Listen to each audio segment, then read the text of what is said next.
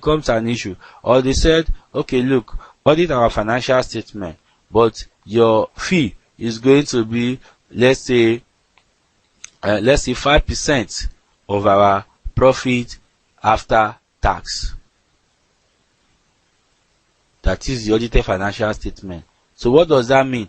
The auditor have to ignore all revenue manipulation, expense manipulation, to ensure that the profit after tax is as high as possible, because that is what will determine his own money, his own fees, or our own fees at the end of the day. So incentive-based fee arrangement could actually compromise auditors' independence and integrity, and this safeguard, the only safeguard to that is that the auditor should not accept an incentive-based fee or contingent fee arrangement. The fee should be based on the work done for the client. Concern over employment security could be a interest threat. The auditing members are looking for security. They are afraid that they are going to lose their job. So before you know it, they start fraternizing with the client's staff and things like that. Perhaps they want to cross to the client's company. So they are ready to, manipulate books to please the clients. Commercial pressure from outside the employing organization could also be a self-interest threat. Inappropriate personal use of corporate assets, alright, could be a self-interest threat. Close personal or business relationship with the client could be a self-interest threat. It should not be encouraged. For example, the auditor is a family member of the auditee. Such an auditor should not be on the audit team. Holding a financial interest in a client or jointly holding a financial interest with the client, I think we've already talked about that. Undue dependence on fees from a client. When the fees from a client is becoming maybe up to like 15% of the fee that is being collected by the audit firm, then pressure will be on the audit firm to ensure that that audit is positive. And of course, gift and hospitality can create a self-interest threat. By the time you are collecting material gifts from the client, you become a slave, quote and unquote, to the client. You can become, easily manipulated by the client. So the auditor has to be careful to ensure that the audit team members do not receive material gifts from the assurance client. Alright, what about self-review threats? Like when I was talking about compilation again, I thought that sometimes the auditor may be called upon to prepare financial statements for the auditee. And in such a situation, by the time the auditor is reviewing the financial statement again, you're actually reviewing your work.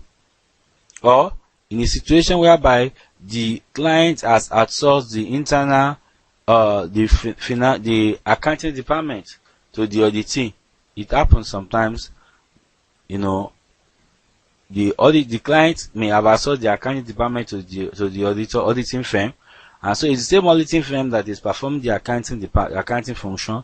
It's also the one that is also performing the audit. You are reviewing yourself, and it creates a threat to independence for the auditor.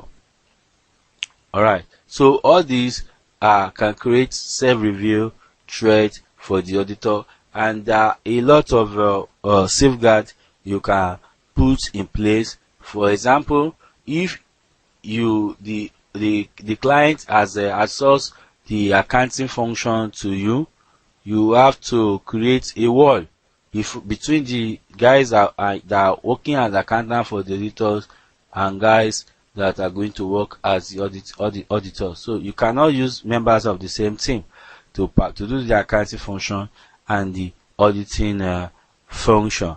And like I've said before, when you perform compilation agreement, when you prepare financial statement for the client, the client must take responsibility for that financial statement. You cannot take responsibility as auditors for the financial statement you are prepared yourself. Okay. Then you have advocacy threats. Advocacy could come up in a situation whereby you comment publicly on future events. There are some uh, of companies that do that. Even auditing firms, generally the big auditing firms, you see them on newspapers, making analysis, maybe on international standards, making on comments on auditing standard, making comments on IFRS. So if those comments are actually favoring a client, it could become a problem, because it's like you are advocating for that client. That's what it means. So it could backfire at the end of the day. Based on that, you can lose your independence. Situation where information is incomplete or where the argument being supported is against the law, the auditing firm could actually be advocating something that is against the law, which could backfire. Promoting shares in a listed company which is also an audit client is an advocacy threat. Acting as an advocate for an assured client, maybe in litigation, they sued your client and you are now acting as an advocate, maybe as an expert witness for the client. All these are advocacy threats that could impede the auditor's independence. Then familiarity threats. The auditors could become too familiar with the auditee. Alright. So where a member in a position to influence financial or non-financial reporting or business decision as an immediate family member who could benefit from those decisions, it becomes a challenge. Alright. And situation like that should be managed very, very well. When there's a family member in the auditing firm that is related to a family, a person in the client office, ensure that that person is not part of the team. Long association with business contact influencing business decision. Like I've said before, an auditing firm auditing a company for 20 years. Forget, the independence has collapsed. That's why in Nigeria, they brought a safeguard. Once you audit for a bank, the CBN came out with that rule. You audit for 10 years, you have to resign. You have to let go for another auditing firm to come. Acceptance of gifts could also lead to familiarity threat. Over familiarity with the management of the organization could also compromise professional judgment. For example, an auditor has been in charge of an audit for the past 10 years. It's the same person that is heading the audit team for the past 10 years. There's no way professional judgment is going to be blurred. A former partner of the firm is a director or officer of the client.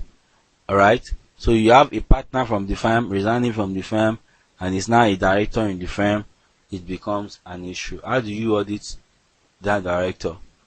Alright? So the only way is that you have to bring somebody that has a lot of power, a lot of authority and that is not too familiar with the person to be able to audit the job independently. Alright, intimidation threat could also arise.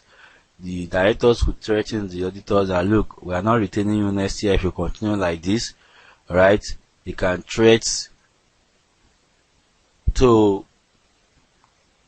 they can even threaten not to pay.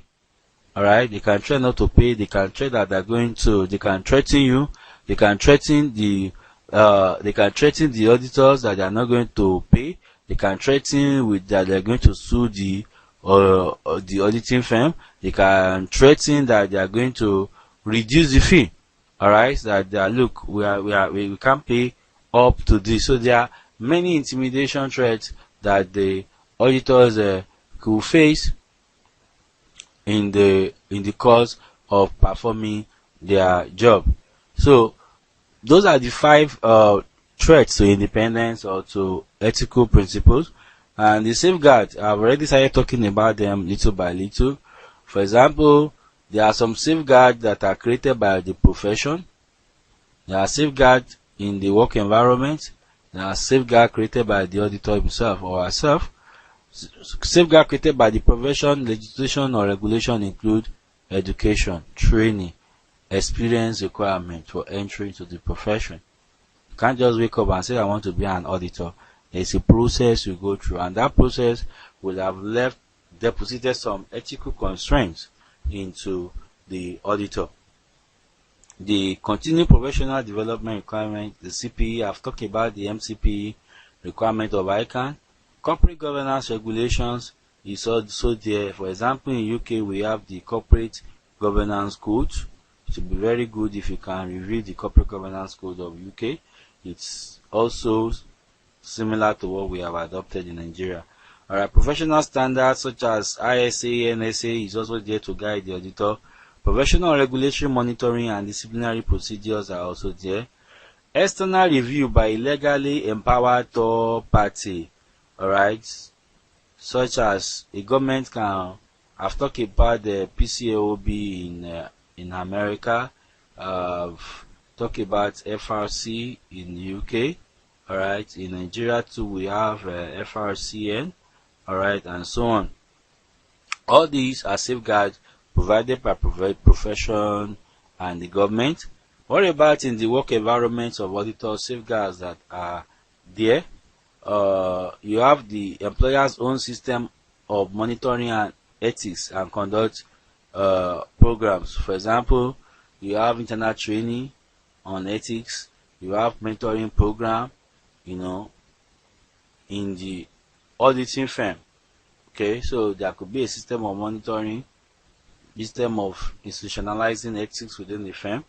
Recruitment procedures, you have to recruit right. That's where it starts. Ensuring that only high caliber competent staff are recruited. Alright. Disciplinary processes if auditors go wrong within the firm. Strong internal controls should also be there. There should be leadership also within the organization, within the firm. The partners, the managers have to show leadership ethically. Policies and procedures to implement and monitor the quality of employee performance should be there. Policies and procedures to implement and monitor the quality of engagement should also be there. Alright, then documented policies regarding the identification of threats to compliance with the fundamental principles and so on. Communication of such policies and procedures and training to all the members of staff. Use of different partners and engagement team for provision of non-assurance services to assurance clients. Like I've said, you are auditing company A and you are also providing tax services for them. Alright, or you are providing IT services for them. This audit team must be completely different from this IT team. So you have to separate the teams. Alright, or else, fine, all of them are from the same firm, but if it's the same team, this is from the same pool, you are sending people to perform assurance service and non-assurance service, independence is going to be seriously compromised. It's a big challenge in auditing, which we have to handle with care. Alright, policy and procedure to stop individuals who are not members of the committee from inappropriately influencing the outcome of the engagement. That is, somebody from outside the team cannot just come and try to muzzle himself or her way into the team, or try to manipulate the team members to. Yes, we want to look at some review questions that can help us to go over what we have just learned. Question number 1 says, what are the limitations of rule-based code? Okay, remember we've said that the codes can be in two forms. It could be rules-based and it could be principle based. Rule-based means that all forms of a scenario that could happen to the auditor on the field will have could be imagined and will be compiled. Alright, and giving instruction to the auditor. In this scenario, you must not take bribe. In that scenario, you must not eat anything that is more than 10,000 naira.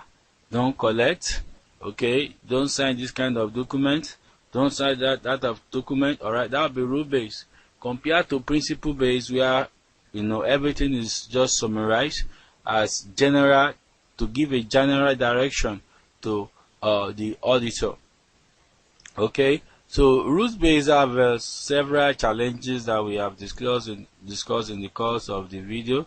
Number one, as we said, is going to be highly voluminous, because you have to think of so many things. All right, so many information, so many scenarios that the auditor could face, and because of that, some facts, some key instructions could even be lost in the midst of the volume. It also happens like that when you have too much information. That's what they call information overload. All right, so you have too much information. That will be a challenge. Okay, that will be a challenge. Then number 3, okay, there is no way. Actually, there is no way you can imagine 100% all the kind of scenario that the auditor will face. There are some institutions that will face that the auditor. What about in an emerging industry that people don't know too many? For example, cloud technology. Maybe a company is involved in a cloud cloud technology firm. All right, it's an emerging industry. So what does the auditor do in a scenario like that? Okay, so in novel cases, the auditor will be lost if we are using principle base, and people can always find way around, look for loopholes. People can do what is wrong when they know it is wrong. Alright, but since it is not captured by the rules base, they will still go ahead and do it, and there's nothing you can do about it. Take them to court, they will still win you. Alright, because it's not stated in the rule base. Alright, even though they know. Okay, compared to principle base, when it tells you, for example, integrity, the auditor is expected to act with integrity all the time, regardless of the scenario, regardless of the situation you are facing. Once you didn't act with integrity, then something is wrong. So